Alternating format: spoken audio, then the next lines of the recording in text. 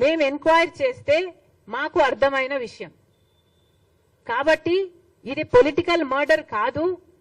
ఇద్దరికి వ్యక్తిగత డిఫరెన్సెస్ వాళ్ళు వైసీపీ పార్టీలో కలిసి ఉన్నప్పుడే నుంచే ఈ డిఫరెన్సెస్ కొనసాగాయి అన్న విషయం మాకు అర్థమైంది. మరి ఇది పొలిటికల్ మర్డరే కానప్పుడు ఒక పార్టీ మొత్తము ఢిల్లీలో ఎందుకు ధర్నా చేస్తున్నారు అని అడుగుతున్నాం.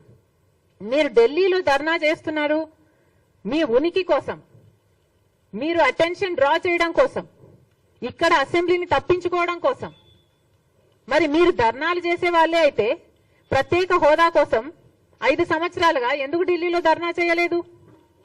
మీరు ధర్నాలు చేసే వాళ్ళే అయితే పోలవరం కోసం ఎందుకు ధర్నాలు చేయలేదు? కడప స్టీల్ ఫ్యాక్టరీ సొంత నియోజకవర్గం కదా, మరి దానికోసం ఎందుకు ధర్నాలు చేయలేదు? విశాఖపట్నం స్టీల్ మునిగిపోతుంది, క్యాప్టివ్ మైన్స్ కావాలి అని ఆ రోజు ఎందుకు ధర్నాలు చేయలేదు? ఇవన్నీ జగన్మోహన్ రెడ్డి గారు సమాధానం చెప్పాల్సిన అంశాలు కాబట్టే మేము ప్రశ్నించడం జరిగింది. ఈరోజు మీ సొంత పార్టీ విషయాన్ని ఏదైనా జాతీయ సమస్య అయినట్టు దానికి ఒక పెద్ద పిక్చర్ ఇచ్చి ఢిల్లీ వరకు వెళ్లి ధర్నా చేస్తున్నారే. మరి ఇక్కడ వరదల్లో జనాలు మునిగిపోతున్నారు. రేపు నేను కూడా పోతున్నా ఒక ప్రాంతానికి. మరి మీరు ఎందుకు పోవటం లేదు అలాంటి ప్రాంతాలకి? వాళ్ళకు భరోసా కల్పించాల్సిన అవసరం లేదా? తెలుగుదేశం పార్టీ వాళ్ళు ఇప్పటి వరకు ఇది ఇస్తాము కాంపెన్సేషన్ అని చెప్పలేదు బాధితులకి. మీరు డిమాండ్ చేయాల్సిన అవసరం మీకు లేదా? ఇక్కడ అసెంబ్లీ జరుగుతుంది ఒక పక్క, అసెంబ్లీలో ల్యాండ్ టైటిలింగ్ యాక్ట్ రద్దు చేస్తామంటున్నారు. మరి జగన్మోహన్ రెడ్డి గారు ల్యాండ్ టైటిలింగ్ యాక్ట్ ప్రపోజ్ చేసిన వాడైతే దాని మీద డిస్కషన్ జరపాల్సిన అవసరం లేదా? ఈయన అసలు ఆ యాక్ట్ ఎందుకు పెట్టాలనుకున్నాడో చెప్పాల్సిన అవసరం లేదా ప్రజలకి? ఇది ప్రజాస్వామ్యమేనా? జగన్మోహన్ రెడ్డి గారికి గుర్తుందా? అసెంబ్లీలో బిల్లులు పాస్ అవుతాయి కదా, దాని మీద డిస్కషన్ చేయరంటనా? వీళ్ళకు ఉన్నదే 11 మంది. మరి వీళ్ళు కూడా ప్రశ్నించకపోతే ఇంకా ఎవరు ప్రశ్నిస్తారు?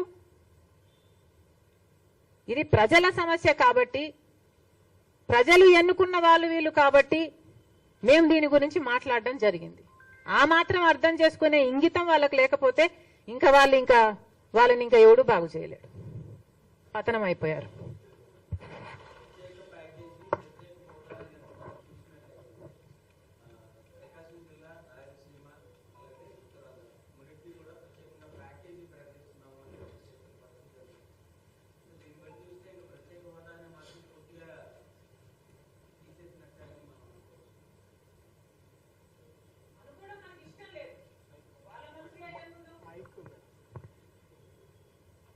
ప్రత్యేక హోదా అన్నది మనకు ఊపిరి లాంటిది అని మనం పదే చెప్పడానికి కారణం ఒకటే. మీరు ఎన్ని గ్రాంట్లు ఇచ్చినా, ఎన్ని ప్యాకేజీలు ఇచ్చినా, ఇలా 15,000 ముష్టి పడేసినట్టు మీరు ఎన్నిసార్లు ఇచ్చినా ఇవేవి ప్రత్యేక హోదాకి సాటి కాదు. ప్రత్యేక హోదా వచ్చింది అంటే మన రాష్ట్రానికి పక్క రాష్ట్రాలకు ప్రత్యేక హోదా వస్తే వేల పరిశ్రమలు వాళ్ళకి ఎలా వచ్చాయో మనకు కూడా వేల పరిశ్రమలు వస్తాయి, మన బిడ్డలకు ఉద్యోగాలు వస్తాయి, మనకు అభివృద్ధి జరుగుతుంది అని మేము ప్రత్యేక హోదా గురించి మాట్లాడుతున్నాం. కానీ మేం మాత్రమే ఎందుకు మాట్లాడుతున్నాం అన్నది నా ప్రశ్న. మీరు ఒక గ్రాంట్ గురించి మాట్లాడిన వాళ్ళు ప్రత్యేక హోదా ఇంకా అంతకంటే ముఖ్యం కదా. అసలు మానేసి కొసరిస్తామంటే ఎట్లా? అసలే కదా ప్రత్యేక హోదా, అసలైంది కదా.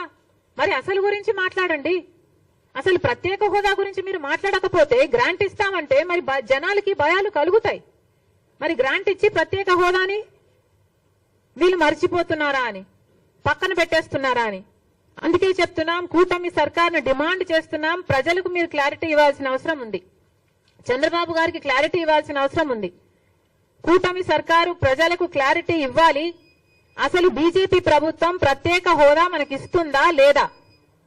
ప్రత్యేక హోదాతో పాటు మిగతా విభజన హామీలన్నీ బీజేపీ పార్టీ అమలు పరుస్తుందా లేదా? అమలు పరచని పక్షంలో వెస్ట్ గోదావరి జిల్లాలో తాడేపల్లిగూడెం నియోజకవర్గంలో ఇంతమంది రైతులు, నష్టపోయిన రైతులతో మాట్లాడడం జరుగుతుంది. ఇక్కడ మీరు వెనకాల చూస్తున్నారు, ఇలా వీళ్ళ పంటల్లోకి నీళ్లు వచ్చిన పరిస్థితి. ఈ పరిస్థితి కేవలం ఈ గ్రామానికి చెందే 500 ఎకరాలు.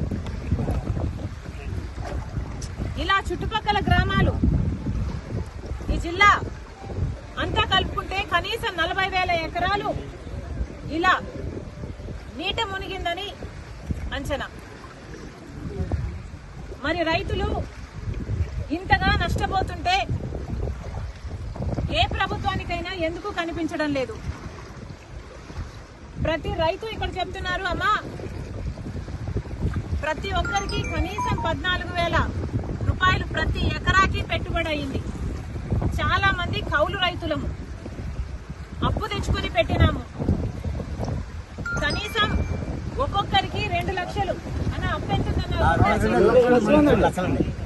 కనీసం లక్షల్లో వీళ్ళకి అప్పు ఉంది. కనీసం 2 లక్షలు ప్రతి రైతుకు ఇక్కడ అప్పు ఉంది. మరి ఇలాంటి పరిస్థితుల్లో ప్రభుత్వాలు ఏం చేస్తున్నాయో సమాధానం చెప్పాల్సిన అవసరం ఉంది. వీళ్ళందరూ ఇక్కడ నేను రాగానే అమ్మా మా పొలాలు ఎంతగా మునిగిపోయాయో చూడమ్మా అని వాళ్ళందరూ నీళ్లలో దిగి మరి వాళ్ళ కష్టాలు చెప్పుకునే ప్రయత్నం చేశారు. అందుకే నేను కూడా నీళ్లలో దిగి వాళ్ళ కష్టాలకు రావాల్సిన అటెన్షన్, రావాల్సిన నష్టపరిహారం కోసం ఈరోజు కాంగ్రెస్ పార్టీ కూడా వాళ్ళ కష్టాలలో భాగం పంచుకోవడానికి ఈరోజు మేము కూడా నీళ్లలో దిగి మాట్లాడుతున్నాం. ప్రభుత్వాలు కళ్ళు తెరవాల్సిన అవసరం ఉంది. పక్క రాష్ట్రంలో రేవంత్ రెడ్డి గారు రుణమాఫీ చేశారు. ఇక్కడ రైతులు కూడా అమ్మా మాకు రుణాలున్నాయి, మాకు కూడా రుణమాఫీ అవసరము అని ప్రాధేయపడుతున్నారు. చంద్రబాబు గారికి చెప్తున్నాము, చంద్రబాబు గారు కాంగ్రెస్ పార్టీ కనుక అధికారంలోకి వచ్చుంటే తెలంగాణలో మాదిరిగానే ఇక్కడ కూడా 2 లక్షల వరకు రుణమాఫీ చేసే వాగ్దానం మేము ఇచ్చాం. కానీ మీరు ఇవ్వనంత మాత్రాన చెయ్యకూడదు అని రూల్ ఎక్కడా లేదు. రాజశేఖర రెడ్డి గారు రుణమాఫీ చేస్తాను అని వాగ్దానం ఇవ్వకుండానే, మేనిఫెస్టోలోనూ పెట్టకుండానే రుణమాఫీ చేసిన గొప్ప మహానేత రాజశేఖర రెడ్డి గారు. చంద్రబాబు గారు కూడా రైతులను ఆదుకోవాల్సిన అవసరం ఉంది అని కాంగ్రెస్ పార్టీ డిమాండ్ చేస్తుంది. ఇక్కడ రైతులు చెప్తున్న పరిస్థితి అయితే దారుణంగా ఉంది. అమ్మా ప్రతి సంవత్సరము ఇక్కడ నీళ్లు ఇలాగే పొంగి పొర్లుతున్నాయి. ఎర్రకాలువ పైనుంది, ఎర్రకాలువలో మరమ్మతులు జరగలేదు, మోడర్నైజేషన్ ఏ కెనాల్స్ లోనూ జరగలేదు. అక్కడ గనక పూడికలు తీసునుంటే మాకు ఇన్ని నీళ్లు రాకపోయేవి, ఇంత దారుణంగా పరిస్థితి ఉండేది కాదు అంటున్నారు. మరి గత ప్రభుత్వం వైసీపీ ప్రభుత్వం, జగన్మోహన్ రెడ్డి గారు ముఖ్యమంత్రిగా ఉన్నారు. జలయజ్ఞంలో రాజశేఖర రెడ్డి గారు రైతుల పక్షపాతి అని నిరూపించుకుంటే, జలయజ్ఞంలో రాజశేఖర రెడ్డి గారు మిగిల్చి వేసిన ప్రాజెక్టులన్నీ 6 నెలల్లో పూర్తి చేస్తానన్న జగన్మోహన్ రెడ్డి గారు 6 నెలల్లో పూర్తి చేయకపోగా కనీసం ఉన్న ప్రాజెక్టులకు కూడా కనీసం మరమ్మతులు చేయలేదు. గేట్లు ఊడి తేలిపోతున్నా పట్టించుకోలేదు. ఆఖరికి పూడికలు కూడా తీయలేదు. కట్టెడు మత్తి కూడా ఎత్తి పోసిన పాపాన పోలేదు. కాబట్టే ఈ రోజు ఇంతగా నీళ్ళు వచ్చాయి అని ఈ రైతులు చెప్తున్నారు.